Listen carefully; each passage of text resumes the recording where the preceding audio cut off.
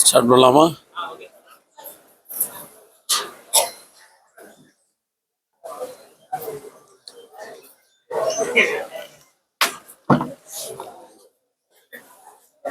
பிறப்போக்கும் எல்லா உயிர்க்கும் என்ற சிறப்பின் தத்துவத்தோடு தமிழ்நாட்டில் வெளிப்படைத்தன்மையாக ஊழலற்ற ஒரு ஆட்சியை தனக்கு வாக்களித்து முதல் முயற்சியிலேயே முதலமைச்சர் அரியாசனத்தில் அமர வைத்த மக்களுக்காக காலை 9:30 மணிக்கு சென்னை சென்ட் ஜார்ஜ் கோட்டையிலே வந்து மக்கள் பணியை மாலை 6 மணி வரை சென்ட் ஜார்ஜ் கோட்டையில் இருந்து மக்களுக்காக கண்துஞ்சாமல் தான் பதவியேற்ற நாட்களில் இருந்து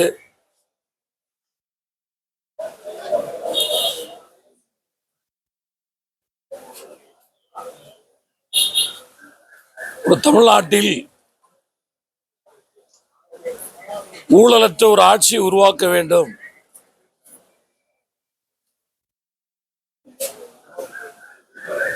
மீண்டும் ஒரு காமராஜர் ஆட்சியை பார்க்க வேண்டும், இந்த நாடும் இந்த நாட்டு மக்களும்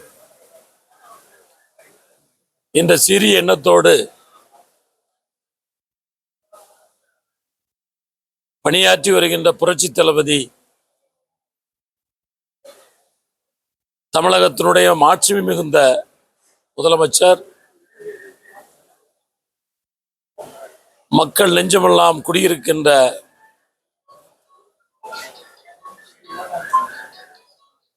புரட்சி தளபதி ஜோசப் விஜய் அவர்களுக்கு நாங்குநேரி சட்டமன்ற தொகுதி மக்கள் சார்பாகவும் நான் 1986 அனைத்து இந்திய அண்ணா திராவிட முன்னேற்ற கழகத்தில் ஒரு கடைக்கோடி தொண்டனாக இருந்து மக்கள் பணியாற்றிய போதும் 2019 இடைத்தேர்தலில் அனைத்து இந்திய அண்ணா திராவிட முன்னேற்ற கழகத்தால் நாங்குநேரி சட்டமன்ற உறுப்பினராக வேட்பாளராகவும் பாக்கியத்தந்து உறுப்பினராகவும் பாக்கியத்தந்த என்னை முதலில் சென்னை ஜார்ஜ் கோட்டைக்கு அனுப்பி வைத்த என் நாங்குநேரி சட்டமன்ற தொகுதி மக்களுக்கும் மீண்டும்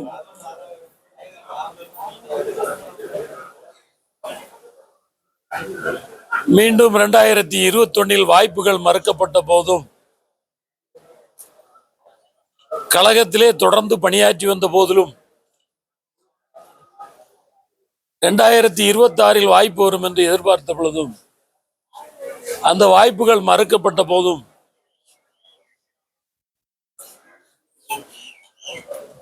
இனி என்ன செய்வது என்று திக்குமுக்காடி திகைத்துக் கொண்டிருந்த வேளையில் இயக்கத்தை விட்டு வெளியேறிய பின்பு ஒரு தாய்க்கு ஒரு தனையனாக இருந்து தமிழ்நாட்டை காப்பது போல் என்னை தனையனாக இருந்து தழுவிக்கொண்ட புரட்சி தளபதி விஜய் அவர்களுக்கும் இந்த இயக்கத்தில் தேனீக்கள் போன்ற ஒரு கூட்டத்தை தமிழ்நாடெங்கும் இளைஞர்கள் கூட்டம், இந்த கூட்டத்தை எல்லாம் அன்பு வழியில் அறத்தின் வழியில் என்று முகம் கொடாமல் தொண்டர்களை அரவணைத்து செல்கின்ற, யார் போனாலும் இன்முகம் காட்டுகின்ற ஒரு அன்பு நீரோடை போன்ற மனம், அந்த மனம் படைத்த அன்பு இளவல் கழகத்தினுடைய பொதுச் செயலாளர்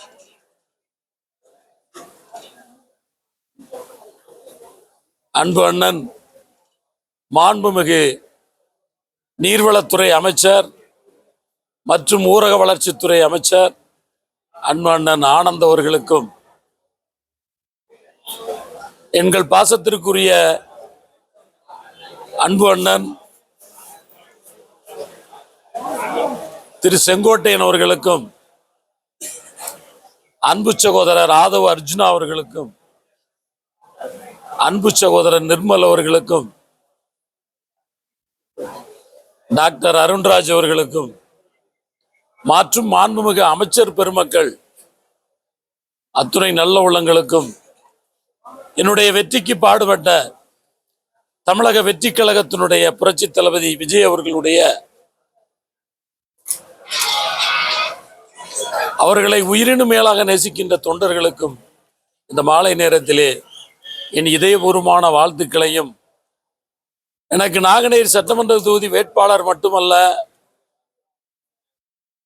நான் தமிழக வெற்றி கழகத்தில் இணைந்த 90 நாட்களில் வியக்கத்தக்க பதவியாம் கட்சி பதவி, மாவட்ட கழக திருநெல்வேலி தெற்கு கிழக்கு மாவட்ட கழக செயலாளர் பதவி தந்து அழகு பார்த்து கொண்டிருக்கின்ற அன்பின் ஊற்று, வாடி கிடந்த பயிரை கண்டு வாடினார் வள்ளலார் என்ற பொழுது, அதுபோல் நாங்கள் வாடி நின்ற பொழுது எங்களுக்கு வாய்ப்புகளை தந்து எம்எல்ஏ என்ற 3 எழுத்தை தந்த இளைஞர்களின் எழுச்சி நாயகன் புரட்சி தளபதி விஜய் அவர்களுக்கு மீண்டும் முறை நன்றி சொல்லி, மீண்டும் நாங்குநேரி தொகுதி வளம் பெறுவதற்காக ஒவ்வொரு அமைச்சர் பெருமக்களிடமும் சுமார் 600 கோடி ரூபாய்க்கான திட்டங்களை வரும் நிதி அறிக்கை ஆண்டில் விடுபட்ட 46 நாங்குநேரி கொடுமுடியாறு பச்சையாறு நம்பியாறு இணைப்பு திட்டத்தின் கீழ் விடுபட்ட 46 குளங்களுக்கு சுமார் 400 கோடி ரூபாய் அளவில் புதிய கால்வாய் வைக்கும்படி திட்டத்திற்கு ஒப்புதலை பெறுவதற்கும் ஒப்புதலை அளிப்பதற்கும் இந்த பட்ஜெட்டில் நிதி ஒதுக்கி ஆணை பிறப்பிக்க இருக்கும் எங்கள் தமிழக முதலமைச்சருக்கு மீண்டும் முறை நன்றி கலந்த வணக்கத்தையும், பொதுப்பணித்துறை அமைச்சர் அண்ணன் ஆனந்த் அவர்களுக்கும் இந்த நல்ல நேரத்தில், இந்த முத்தாய்ப்பான நேரத்தில் நாங்குநேரி தொகுதி மக்களின் நீண்ட நாளைய கனவு, அந்த கனவுகளை நிறைவேற்றுவதற்கு வரும் பட்ஜெட்டில் நிதி ஒதுக்கப்படும் என்ற உறுதியான உத்தரவை தந்துள்ளார்கள். அவர்களுக்கு எங்கள் இதயபூர்வமான வாழ்த்துக்களை இந்த நல்ல நேரத்திலே தெரிவித்துக் கொள்கின்றேன். அதுபோல நாங்குநேரி தொகுதி மக்களின் நீண்ட நாள் ஆசை, ஒரு அரசு கல்லூரி, அந்த கல்லூரியும் நிச்சயமாக இந்த ஆண்டிலே கொண்டு வரப்படும் என்ற ஒரு நல்ல செய்தியையும் நாங்குநேரி தொகுதி மக்களுக்கு தெரிவித்துக் கொள்கின்றேன். அதுபோல களக்காடு நகராட்சியில் திராவிட முன்னேற்ற கழக ஆட்சியில் போன 2019-21 நான் சட்டமன்ற உறுப்பினராக இருக்கும் பொழுது 1,20,00,000 ரூபாய் செலவில் கீழப்பத்தை, அதாவது களக்காடு நகராட்சியில் வருகின்ற கீழப்பத்தை கிராமத்தில் ஒரு புதிய புறவழிச்சாலை அமைப்பதற்கு 1,20,00,000 ரூபாய் நிதி ஒதுக்கி அந்த திட்டம் கடந்த ஆட்சி காலத்தில் முடக்கி வைக்கப்பட்டது. அந்த திட்டமும் இன்று துரிதாக நடைபெற்று கொண்டிருக்கின்றது. காரணம் என்னவென்றால், இங்கே ஆட்சி செய்பவர் எந்த திட்டத்தையும் பண ஒதுக்கீடு செய்து இது இந்த ஆட்சியில் வந்தது போன ஆட்சியில் ஒதுக்கியது என்ற நிலைப்பாடு இல்லாமல், ஒதுக்கிய பணிகள் சட்டப்படி ஏஎஸ் ஆன பதிகள் அத்தனையும் நடைபெறுவதற்கு உத்தரவிட்ட மாண்பு முதலமைச்சருக்கு மீண்டும் ஒரு முறை தொகுதி மக்களின் சார்பாக நன்றி கலந்த வணக்கத்தை கொடுத்தாகின்றேன். அதுபோல பாளையங்கோட்டை ஒன்றியத்தில் மக்கள் இயற்கை பேரிடர்கள் வெள்ளப்பெருக்கால் பாதிக்கப்படும் பொழுது சிவலப்பேரி ஆற்றுப்பாலத்தை கடக்க முடியாமல் மிகவும் சிரமப்படுகிறார்கள். அவர்களுக்கும் ஆற்றுப்பாலத்தின் குறுக்கே உயர்மட்ட பாலம் அமைப்பதற்கும் முழுமையாக ஒப்புதல் பெறப்பட்டுள்ளது என்பதை இந்த மகிழ்ச்சியான நேரத்தில் தெரிவித்துக் கொள்கின்றேன். விவசாயிகளின் நலன் பாதுகாப்பதற்கு கர்மேனி நம்பியாறு திட்டத்தில் அந்த ஆறுகள் தூய்மைப்படுத்தாமல் அத்தனையும் தூர்வாரி வரும் அக்டோபர் நவம்பர் மாதங்களில் அந்த தண்ணீர் அதிகப்படியான வெள்ள நீர்கள் கடலுக்கு செல்லாமல் முழுமையாக அந்த வெள்ள நீர் கால்வாயில் திறந்துவிடப்பட்டு விவசாயிகளின் நலம் பாதுகாப்பதற்கும் ஒப்புதல் பெறப்பட்டுள்ளது என்ற மகிழ்ச்சியான செய்தியை இந்த நேரத்தில் பத்திரிகையின் வாயிலாக ஊடகத்தின் வாயிலாகவும் நாங்குநேரி தொகுதி மக்களுக்கும் இந்த பாசனத்தில் பயிர் செய்கின்ற விவசாய பெருமக்களுக்கும் இந்த மகிழ்ச்சியான செய்தியை தெரிவித்துக் கொள்கின்றேன்.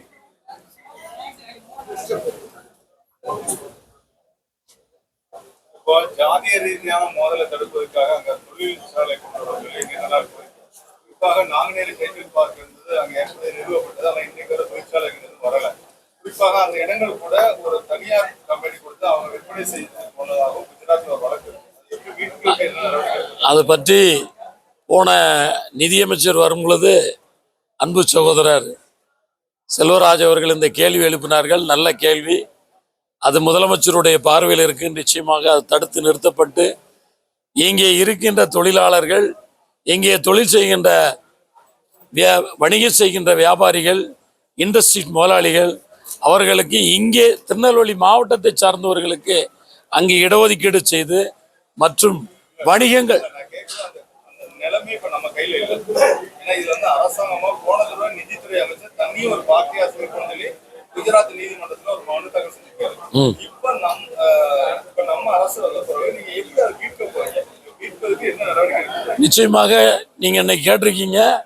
இந்த கேள்வி முதலமைச்சரின் பார்வைக்கு நிதியமைச்சர் வந்திருக்கும் போதும் அவர் வச்சிருக்காரு. நானும் அதை சட்டமன்றத்தில் எடுத்துரைத்து முதலமைச்சர் பார்வைக்கு எடுத்து அதை தடுப்பதற்கான 100% முயற்சிகளை மேற்கொள்வேன். 100% முயற்சிகளை மேற்கொள்வேன். மீண்டும் நாங்குநேரி முடக்கப்பட்ட அந்த தொழில்நுட்ப பூங்கா மீண்டும் வணிகம் செய்வாருக்கு வணிகம் பெணி பெறவும் தமபோல செய்யும். வணிகம் பெருகினால் இந்த ஜாதி மத மோதல்கள் தடுக்கப்படும்.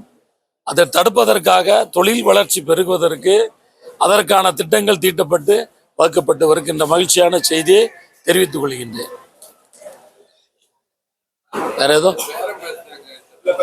குறிப்பாக பாத்தீங்கன்னா இளையராஜா புகார் செஞ்சிருக்காரு. வந்து பேர பேசுறாங்க திமுக சார்பான. இப்ப நேற்று வந்து சிறுவைகுண்டம் சரவணன் வந்து புகார் செஞ்சிருக்காரு. என்னிடமும் கிட்டத்தட்ட திமுக வந்து 50 கோடி ரூபாய்க்கு பேர பேசுறாங்க. அதே மாதிரி இன்னும் தொடர்ந்து பேர பேசப்பட்டதுல உங்களுக்கு எதுவும் அது மாதிரி போகணும் இருந்துச்சா? இல்ல இன்னைக்கு ஹைலைட்டே அதான் போயிட்டு எங்க கிட்டலாம் இதுவரைக்கும் பேச போறதும் இல்லை, பேசினவர்களும் இல்லை. எங்கிட்டலாம் பேச மாட்டாங்க. புரட்சி தளபதி விஜய் அவர்களுடைய தொண்டர்கள் துட்டுக்காகவும் பணத்திற்காகவும் எந்த சூழ்நிலையிலும் ஒரு சட்டமன்ற உறுப்பினர் கூட விலைக்கு வாங்க முடியாது. 1000 கோடி கொடுத்தாலும் இனி ஒரு தலைவனை இந்த தமிழ்நாடு இப்படிப்பட்ட ஒரு மாசில்லாத ஆட்சி நடத்துகின்ற ஒரு தலைவனை தமிழ்நாடு பெற்றிருக்கிறது என்றால் அது ஆண்டவன் கொடுத்த வரம்.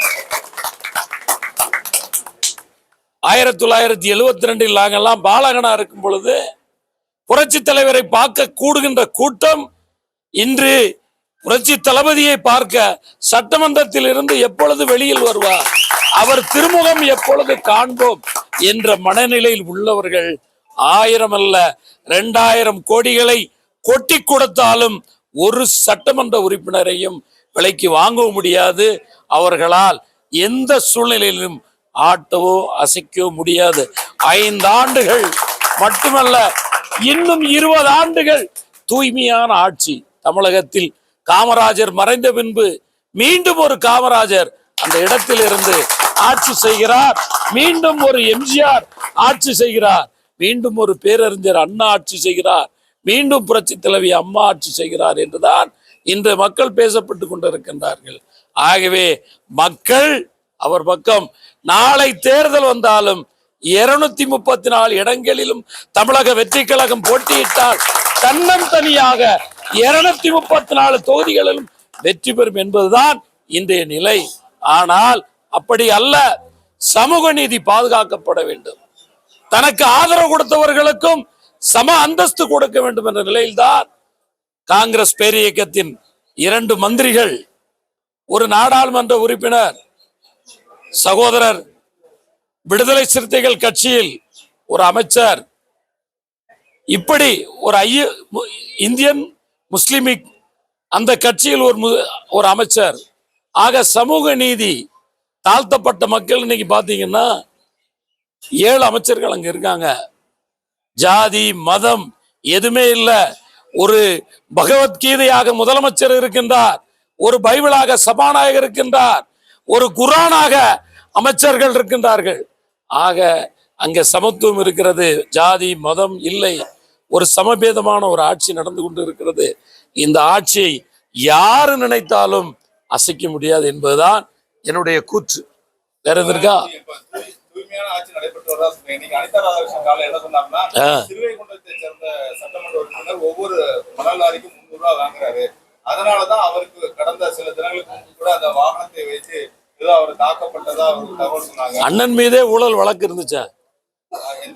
அண்ணன் அனிதா ராதாகிருஷ்ணன் ஊழல் வழக்கு இருந்துச்சு. அவர் ஊழல் வழக்கு இப்ப சமீபத்தில் தானே விடுதலை பெற்றாரு. அவர் மேல வழக்கு இல்லாமல இருக்கு. அவரை கொஞ்சம் வாயை குறைச்சு பேச சொல்லுங்க. தான் எங்கிருந்து வந்தோம், எப்படி வந்தோம்?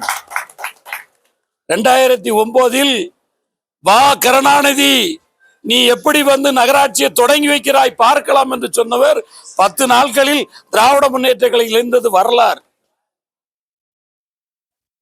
அவர் மீது ஊழல் இல்லையா? வேணுமென்றே இந்த ஆட்சியை குறை கூற வேண்டும் என்று அனிதா ராதாகிருஷ்ணன் திட்டமிட்டு எம்எல்ஏக்கள் எல்லாம் ஒரு எதுக்கு திட்டமிட்டு இழிவுபடுத்த வேண்டும் என்று யார் அவரிடம் பேசினார்? அவர் இவ்வளவு பணம் சம்பாதித்தது எங்கிருந்து வந்தது? அவர் ஓட்டுக்கு துட்டு கொடுக்காம ஜெயிச்சாரா? நாங்க காசு கொடுக்காம தளபதியினுடைய ஆட்கள் ஜெயிச்சு தேர்தலில் பணம் கொடுக்காமல் அவரால் சொல்ல முடியுமா? அனிதா நான் பணம் கொடுக்கவில்லை, பணம் கொடுக்காமல் வெற்றி பெற்றேன் என்று சொல்ல முடியுமா? முடிந்தால் அவருடைய எம்எல்ஏ பதவியை ராஜினாமா செய்துவிட்டு அதே உதயசூரியன் சின்னத்தில் இன்று தைரியம் இருந்தால் மிக்க சொல்லுங்கள், சாமானியன் இன்று அவரை வெற்றி பெறுவார். தமிழக வெற்றி கழகத்தினுடைய வேட்பாளர்கள் நாராயணன் உட்பட யாராவது பணம் கொடுத்து வென்றார்களா? சொல்ல சொல்லுங்கள் பார்க்கலாம். அனிதா 7 முறை ஜெயித்திருக்கிறார். பணம் இல்லாமல் ஜெயிப்பாரா?